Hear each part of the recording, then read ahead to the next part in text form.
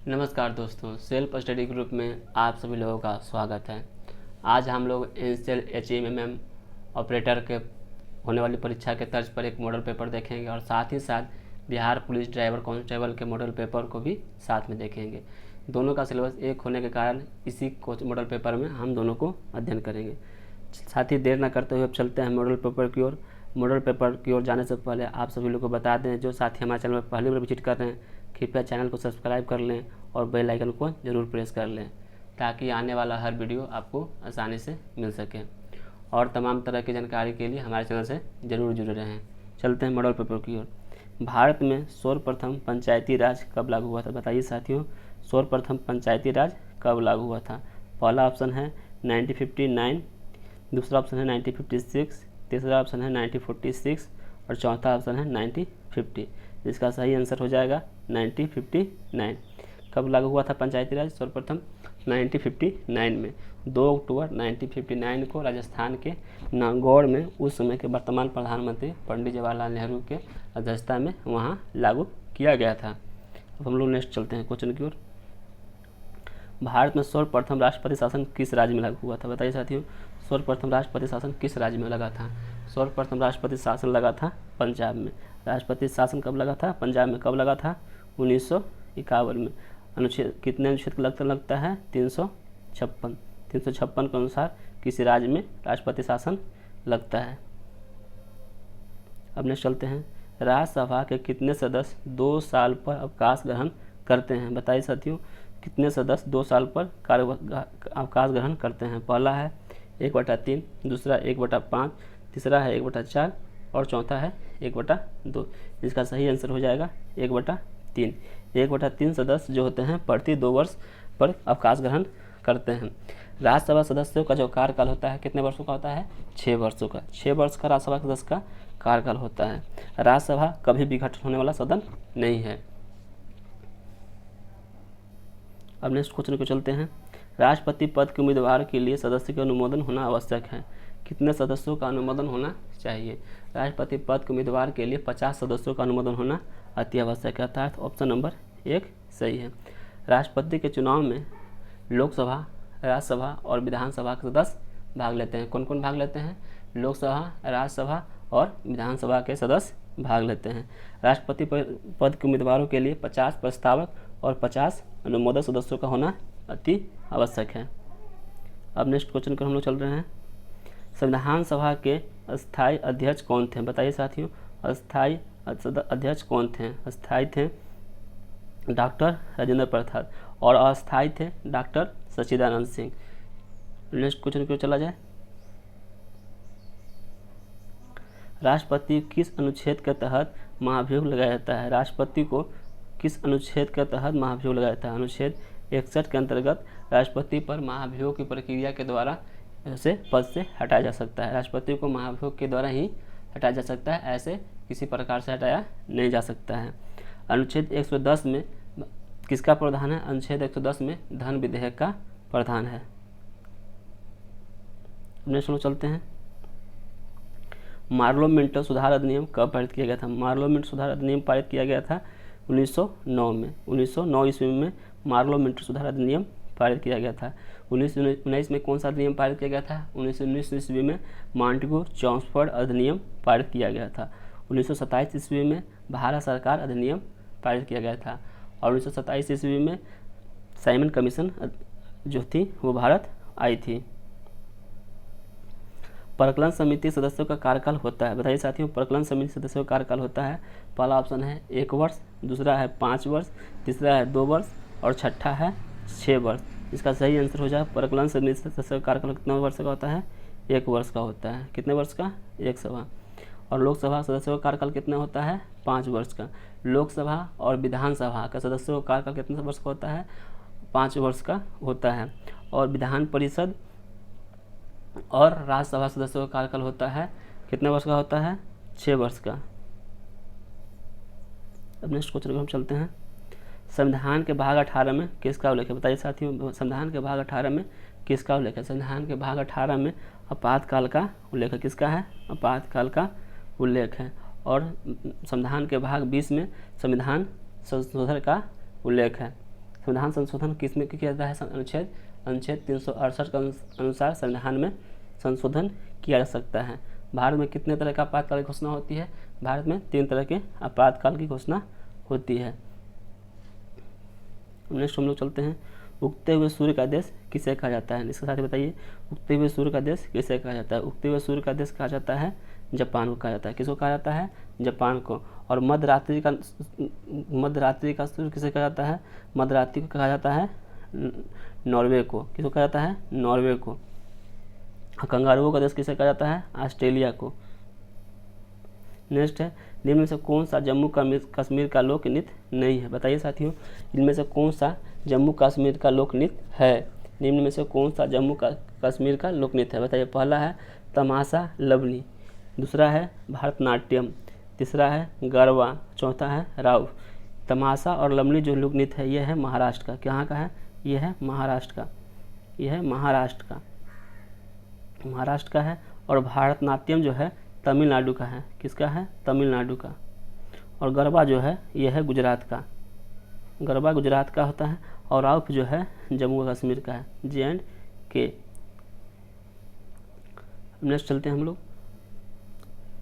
Pulitzer पुरस्कार किस क्षेत्र में जाता है? बताइए साथियों, पुलित्जर पुरस्कार किस क्षेत्र में जाता है? पहला ऑप्शन है चिकित्सा, दूसरा है विज्ञान, तीसरा है पत्रकारिता, चौथा है साहित्य। इसका सही आंसर हो जाएगा 3 नंबर ऑप्शन, अर्थात पत्रकारिता के क्षेत्र में यह पुरस्कार दिया जाता है। पुलित्जर पुरस्कार किस में दिया जाता है?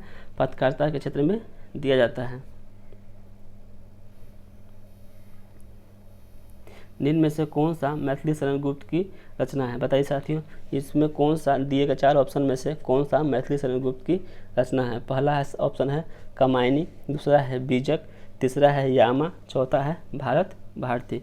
इसका सही आंसर हो जाएगा भारत भारती। भारत भारती के रचनाकार कौन है?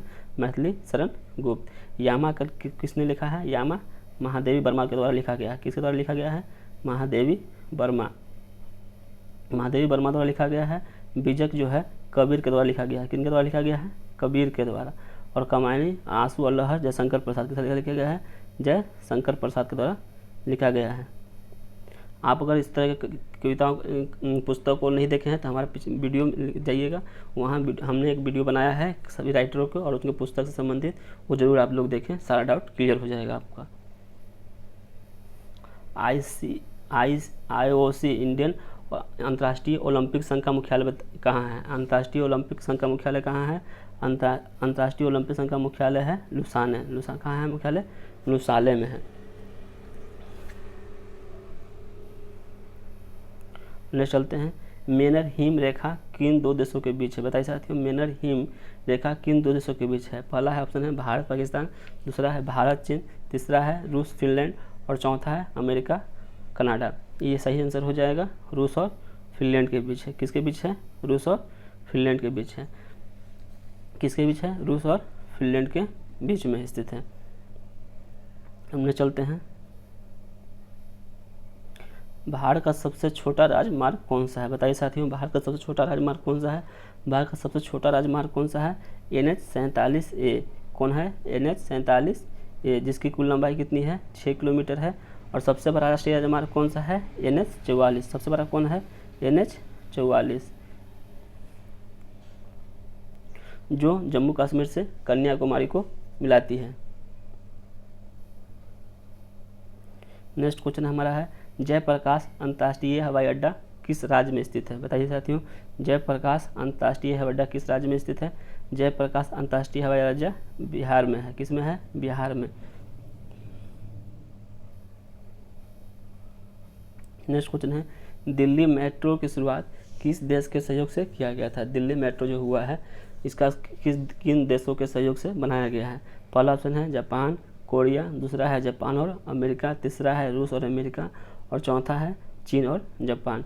इसका सही ऑप्शन हो जाएगा जापान और कोरिया। कौन सा देश? जापान और कोरिया के द्वारा ये परियोजना कंप्लीट किया गया था। नेक्स्ट क्वेश्चन को चलेंगे हम लोग, निम्न में से कौन सा सही सुमेलित है? कौन सा सही सुमेलित है? नगर और उनके किनारे बसे नगर, शहर और नदी। पहला है विजयवाड़ा। विजयवाड़ा किस नदी किनारे है? विजयवाड़ा जो है ये कृष्णा नदी किनारे स्थित है। और दूसरा है वाराणसी गंगा नदी किनारे है, लुधियाना सतलज, अर्थात तीसरा नंबर ऑप्शन सही है। कौन है? ये तीनों ऑप्शन में लुधियाना सही सम्मिलित है। सही सम्मिलित कौन सा है? लुधियाना सतलज नदी के किनारे स्थित है।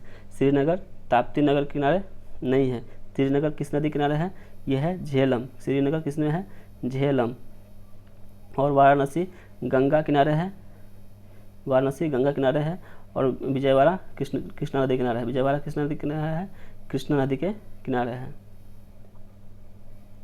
नेक्स्ट हम लोग चलेंगे, राष्ट्रीय राजमार्ग का चौराहा किसे कहा जाता है? बताइए साथियों, राष्ट्रीय राजमार्ग का चौराहा किसे कहा जाता है? राष्ट्रीय राजमार्ग का चौराहा कहा जाता है कानपुर को। किसको कहा जाता है? कानपुर को। और संतरा नगर किसे कहा जाता है? नागपुर को।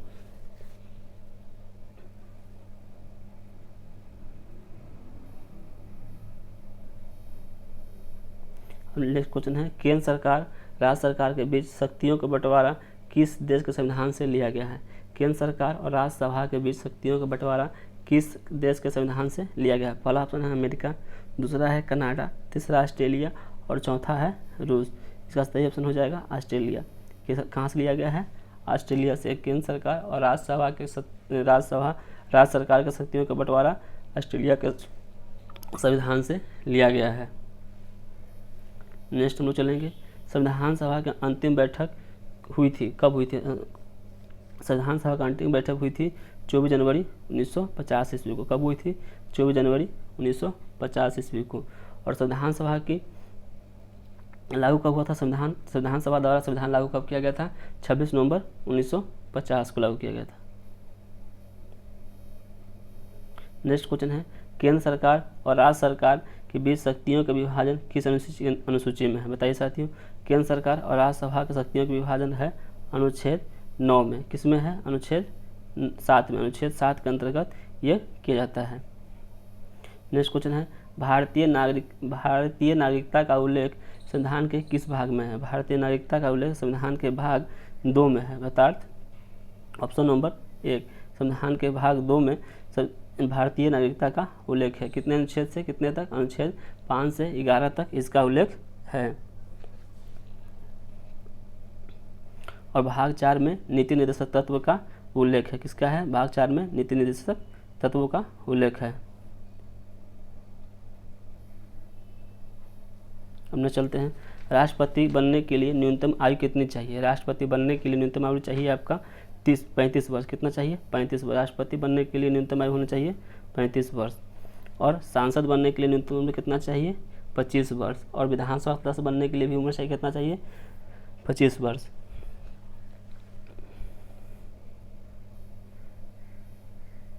नेक्स्ट है, किस संविधान संशोधन के द्वारा मतदान की आयु सीमा 21 वर्ष से घटाकर 18 वर्ष कर दिया गया? बताइए साथियों, किस संविधान संशोधन के द्वारा मतदान की आयु सीमा 21 वर्ष से घटाकर 18 वर्ष कर दिया गया? पहला ऑप्शन है 61वां, दूसरा है 86वां और तीसरा ऑप्शन हम लोग का है 52वां और 52वां, चौथा ऑप्शन है 53वां।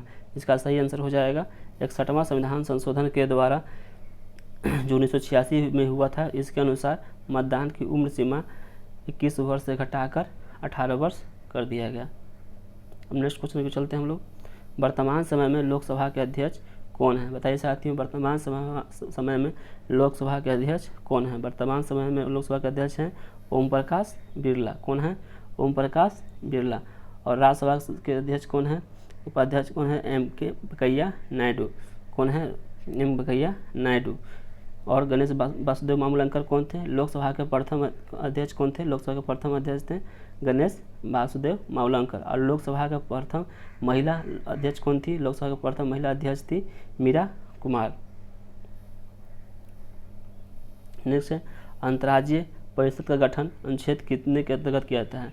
अंतर्राज्यीय परिषद गठन अनुच्छेद, पहला है अनुच्छेद 110, दूसरा है अनुच्छेद 263, तीसरा है अनुच्छेद 280, चौथा है अनुच्छेद 243। किसके अंतर्गत किया जाता है? अनुच्छेद 243 के अनुसार अंतर्राज्यीय परिषद का गठन किया जाता है।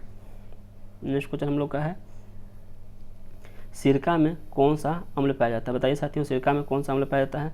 पहला ऑप्शन है एसिटिक अम्ल, दूसरा है सिट्रिक अम्ल, तीसरा है टार्ट्रिक अम्ल और चौथा है लैक्टिक अम्ल। इसमें सही ऑप्शन हो जाएगा सिट्रिक अम्ल। कौन सा पाया जाता है सिरका में? सिट्रिक अम्ल पाया जाता है। कौन सा पाया जाता है? सिट्रिक अम्ल। नींबू में कौन सा अम्ल पाया जाता है? नींबू में साइट्रिक अम्ल पाया जाता है। और इमली में टार्ट्रिक अम्ल। और लैक्टिक अम्ल किसमें पाया जाता है? लैक्टिक अम्ल जो होता है दूध में पाया जाता है। लैक्टिक अम्ल की उपस्थिति के कारण ही दूध से दही का बन जाता है। खाना पचाने में कौन सा अम्ल का प्रयोग किया जाता है? बताइए साथियों, खाना पचाने में कौन सा अम्ल का प्रयोग किया जाता है? पहला है H2SO4, दूसरा है HCl, तीसरा है KMNO4 और चौथा है HNO3। इसका सही ऑप्शन हो जाएगा HCl अर्थात हाइड्रोक्लोरिक एसिड। और H2SO4 कौन सा है? सल्फ्यूरिक अम्ल। इसे क्या कहा जाता है? इसे किंग ऑफ केमिकल कहा जाता है। क्या कहा जाता है? किंग ऑफ केमिकल कहा जाता है किसको? H2SO4 को। KMNO4 को क्या जाता है? इसे लाल दवा और पोटेशियम पर मैग्नेट कहा जाता है। नेक्स्ट हम चलते हैं, खून का पीएच मान कितना होता है? बताइए साथियों, खून का पीएच मान कितना होता है? खून का पीएच मान पहला ऑप्शन है, एक नंबर है, ऑप्शन में है 8.4, दूसरा है 7.4, तीसरा है 6.4 और चौथा है 2.4। सही ऑप्शन कौन सा होगा इसमें? आप बताइए। सही ऑप्शन हो जाएगा 7.4। कौन सा? 7.4। अब 8.4 पीएच मान किसका होता है? 8.4 पीएच मान होता है समुद्री जल का। किसका होता है? 8.4 समुद्री जल का। और 6.4 होता है दूध का। मूत्र का पीएच मान का कितना होता है? आप मेरे डिस्क्रिप्शन बॉक्स में कमेंट बॉक्स में लिखकर जरूर बताइएगा। और 2.4 होता है सिरका का। 2.4 किसका होता है? सिरका का। साथियों, हम जो बोलते हैं उस पर कृपया थोड़ा सा ध्यान से सुनें, ताकि एक साथ हम 3-4 क्वेश्चन को कंप्लीट करने का प्रयास करते हैं। नेक्स्ट क्वेश्चन है, कार्बन के अप्रूप जिसे दिया गया इसमें ग्रेफाइट, हीरा, कोक, कोयला, कोलतार और इनमें से कौन सा कार्बन के अप्रूप हैं? बताइए साथियों, कौन सा कार्बन के अप्रूप हैं? इसका सही ऑप्शन हो जाएगा हीरा और ग्रेफाइट के अंश हैं कार्बन के अप्रूप हैं। हीरा और ग्रेफाइट ही कार्बन के अप्रूप हैं। बाकी अन्य सब कुछ अंश क्या है? ये बाई प्रोडक्ट हैं। जैसे चारकोल को लकड़ी को गर्म करने पर कौन सा बनता है? लकड़ी को गर्म करके ठंडा करने पर उससे चारकोल बन जाता है। कोक किससे बनता है? कोयले को गर्म करके उसको उस अशुद्धियों को निकाल देने के बाद वो कोक बन जाता है। और कोयले को गर्म करने पर उसमें जो लिक्विड निकलता है उसे कोल तार कहा जाता है। नेक्स्ट क्वेश्चन है, पॉलीथीन किसका बहुलीकरण से प्राप्त होता है? बताइए साथियों, पॉलीथीन किसके बहुलीकरण से प्राप्त होता है? पॉलीथीन जो होता है एथिलीन के बहुलीकरण से प्राप्त होता है, अर्थात ऑप्शन नंबर 1 किसके बहुलीकरण से? एथिलीन के बहुलीकरण से प्राप्त होता है। एथिलीन का फॉर्मूला क्या होता है? C2H4। क्या होता है? C2H4 होता है इसका फॉर्मूला। और एस्टेटिन का फॉर्मूला क्या होता है? C2H2। और मीथेन का फॉर्मूला क्या होता है जी? मीथेन का CH4। हम नेक्स्ट क्वेश्चन की ओर चलेंगे, सबसे उच्च कोटि का कोयला कौन सा है? बताइए साथियों, सबसे उच्च कोटि का कोयला कौन सा होता है? सबसे उच्च कोटि का कोयला है एंथ्रासाइड, अर्थात ऑप्शन नंबर 4 सही है। सबसे लो कोटि का कोयला कौन सा होता है? सबसे लो कोटि कोयला होता है पीट कोयला। और सबसे मीडियम क्वालिटी का कोयला कौन सा होता है? बिटुमिनस, जिसे घरेलू कोयला भी कहा जाता है। नेक्स्ट क्वेश्चन है, कोल गैस में किसकी मात्रा सर्वाधिक होती है? बताइए साथियों, कोल गैस में किसकी मात्रा सर्वाधिक होती है? पहला हाइड्रोजन, दूसरा है मीथेन, तीसरा है कार्बन और चौथा ऑप्शन क्या है? चौथा ऑप्शन हम लोग देखते हैं। चौथा ऑप्शन है कार्बन मोनोऑक्साइड। इसका सही आंसर हो जाएगा हाइड्रोजन। इस कोल गैस में किसकी मात्रा ज़्यादा होती है? हाइड्रोजन का। इसका फॉर्मूला होता है CO+H2। क्या होता है? CO+H2, अर्थात कार्बन मोनोऑक्साइड और हाइड्रोजन के मिलने से कोल गैस का निर्माण होता है। नेक्स्ट क्वेश्चन हम लोग का है, टंगस्टन का संकेत क्या होता है? बताइए साथियों, टंगस्टन का संकेत क्या होता है? पहला ऑप्शन है TU, दूसरा है W, तीसरा है PB और चौथा है N। इसका सही आंसर हो जाएगा टंगस्टन का संकेत होता है W, अर्थात वोल्फ्राम किसका संकेत होता है? टंगस्टन का। और PB किसका संकेत है? PB है सीसा का। किसका है? सीसा का। N किसका संकेत है? सोडियम का। और TU किसका है? टंगस्टन का। TU हो जाएगा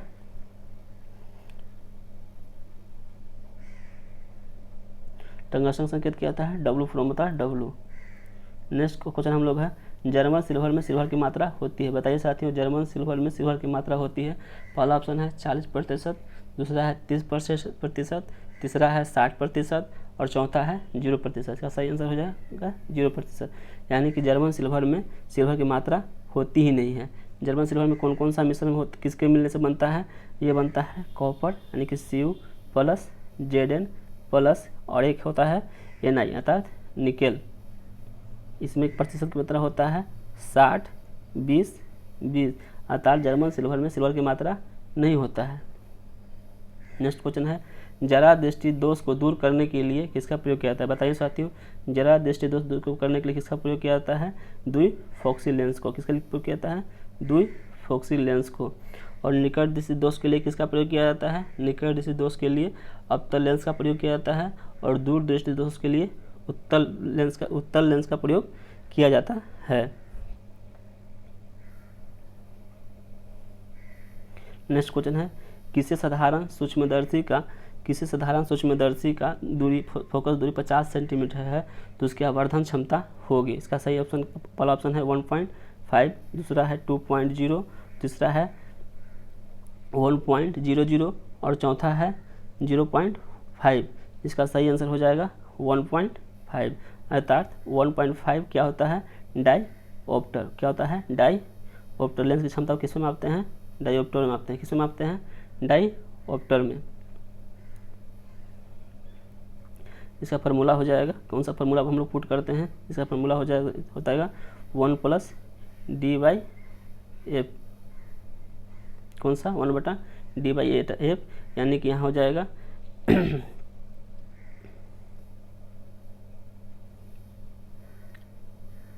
अब है विद्युतीय विभव का ऐसा मात्रक क्या होता है? विद्युत विभव का मात्रक क्या होता है?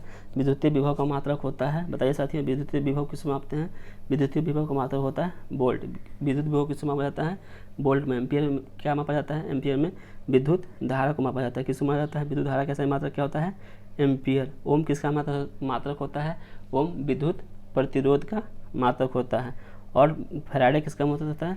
विद्युत धारिता का। किसका होता है? विद्युत धारिता का मात्रक क्या होता है? फैराडे होता है। और विद्युत विभव का मात्रक क्या होता है? वोल्ट होता है। याद रखेंगे सबको। विद्युत मोटर का कार्य क्या कार्य करती है? विद्युत मोटर का कार्य क्या होता है? विद्युत मोटर कार्य करता है, पहला ऑप्शन है यांत्रिक ऊर्जा को विद्युत ऊर्जा, दूसरा होता है विद्युत ऊर्जा को यांत्रिक ऊर्जा, तीसरा है ध्वनि ऊर्जा को विद्युत ऊर्जा, चौथा ऑप्शन है विद्युत ऊर्जा को रासायनिक ऊर्जा। इसका सही आंसर हो जाएगा विद्युत ऊर्जा को यांत्रिक ऊर्जा, अर्थात ऑप्शन नंबर 2 सही है। डायनेमो क्या करता है? डायनेमो करता है यांत्रिक ऊर्जा को विद्युत ऊर्जा में परिवर्तित करता है। क्या करता है? डायनेमो करता है यांत्रिक ऊर्जा को विद्युत ऊर्जा में।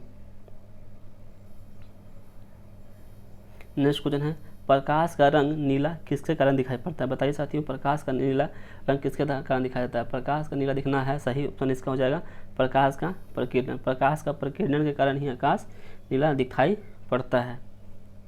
नेक्स्ट क्वेश्चन हम लोग है, प्रतिध्वनि सुनने के लिए श्रोता और परावर्तक सतह के बीच की दूरी होनी चाहिए। कितना होना चाहिए साथियों? पहला ऑप्शन है 17 मीटर, दूसरा है 18 मीटर, तीसरा है 15 मीटर और चौथा है 16 मीटर। इसका सही आंसर हो जाएगा 17 मीटर।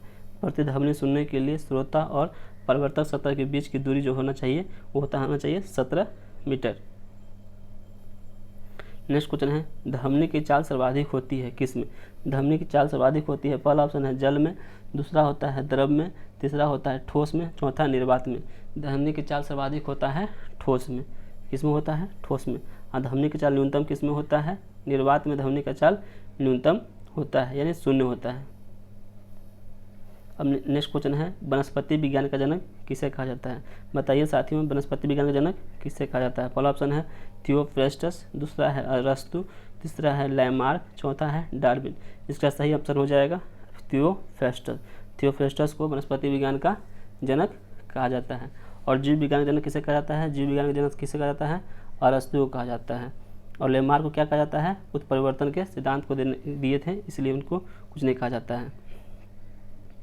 नेक्स्ट क्वेश्चन हम लोग का है, कवक का अध्ययन करने वाला विज्ञान है। कवक का अध्ययन करने वाला विज्ञान कौन सा है? पहला ऑप्शन है फाइकोलॉजी, दूसरा है माइकोलॉजी, पोमोलॉजी और एंथोलॉजी। सही ऑप्शन इसका हो जाएगा माइकोलॉजी। माइकोलॉजी में कवकों का अध्ययन किया जाता है। फाइकोलॉजी में किसका अध्ययन किया जाता है? फाइकोलॉजी में शैवालों का अध्ययन किया जाता है। और पोमोलॉजी में फलों का अध्ययन किया जाता है। पोमोलॉजी में किसका अध्ययन किया जाता है? फलों का अध्ययन किया जाता है। किसका किया जाता है? फलों का अध्ययन किया जाता है। एंटोमोलॉजी में किसका अध्ययन किया जाता है? एंटोमोलॉजी में फूलों का अध्ययन किया जाता है। एंटोमोलॉजी में फूलों का अध्ययन किया जाता है। किसका किया जाता है? फूलों का। इसमें किया जाता है शैवालों का। नेक्स्ट क्वेश्चन है यूनिवर्सल डोनर। यूनिवर्सल डोनर किस ब्लड ग्रुप को कहा जाता है? बताइए साथियों, यूनिवर्सल डोनर कौन सा ब्लड ग्रुप है? पहला ऑप्शन है AB, दूसरा है O, तीसरा है B पॉजिटिव, चौथा है A। यूनिवर्सल डोनर जो होता है, यानी डोनर मतलब सबको देने वाला डोनर है, इसमें सब सही ऑप्शन हो जाएगा 2, अर्थात O नंबर जो ब्लड ग्रुप है यूनिवर्सल डोनर का काम करता है, और AB स्वग्राहता अर्थात यूनिवर्सल एक्सेप्टर का काम करता है। नेक्स्ट क्वेश्चन हम चल रहे हैं, मरासमस बीमारी किसके कमी से होता है? बताइए साथियों, मरासमस बीमारी किसके कमी से होता है? मरासमस बीमारी जो होता है आपका, ये होता है प्रोटीन की कमी से। सही ऑप्शन हो जाएगा प्रोटीन की कमी से।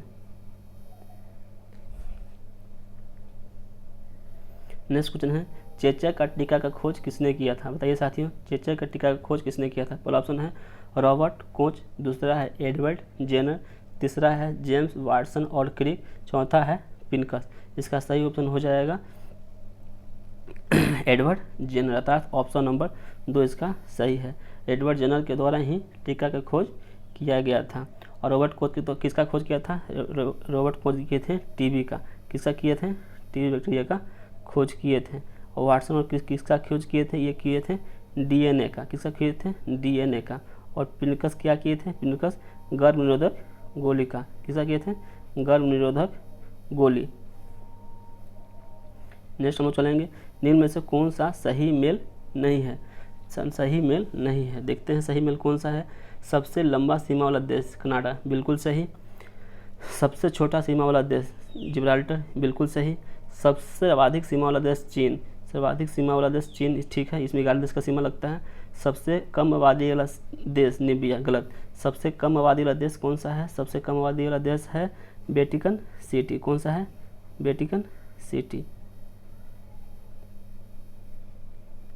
धन्यवाद साथियों, और नेक्स्ट क्वेश्चन हम अगले पार्ट में कराएंगे। वीडियो लंबा हो जाएगा, इसे कारण एक ही पार्ट में नहीं हो पा रहा है, इसलिए हम अगले पार्ट में नेक्स्ट सभी क्वेश्चन को कराएंगे। धन्यवाद।